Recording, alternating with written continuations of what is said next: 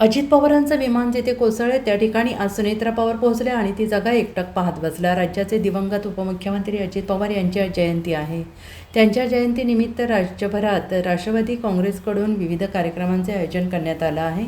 काल मध्यरात्री अजित पवार यांच्या पत्नी आणि उपमुख्यमंत्री सुनेत्रा पवार यांनी बारामतीच्या विद्या प्रतिष्ठान येथे जाऊन अजितदादांच्या स्मृतीस्थळांचे दर्शन घेतले. त्यानंतर बुधवारी सकाळी पवार कुटुंबीय अजित पवार यांचे विमान जिथे कोसळले त्या गोजुबावी गावातील धावपट्टीजवळ आले होते. सुनेत्रा पवार, पार्थ पवार, जय पवार, ऋतिजा पाटील, विजया पाटील हे सगळे कुटुंबीय या ठिकाणी आले. त्यांनी अजितदादांना फुलं वाहत आदरांजली अर्पण केली. यावेळी अत्यंत भावूक वातावरण पाहायला मिळाले.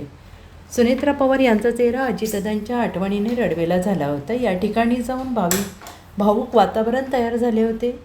अजित पवार हे राज्याचे उपमुख्यमंत्री असताना 28 जानेवारीला त्यांचा अपघात झाला. ते जिल्हा परिषद निवडणुकांच्या प्रचारासाठी बारामतीत येत असताना ही दुर्घटना घडली. बारामती विमानतळानजीक घडलेल्या गोजुबावी गावाच्या हद्दीत अजित पवारांचे चार्टर्ड विमान धावपट्टीवर कोसळले.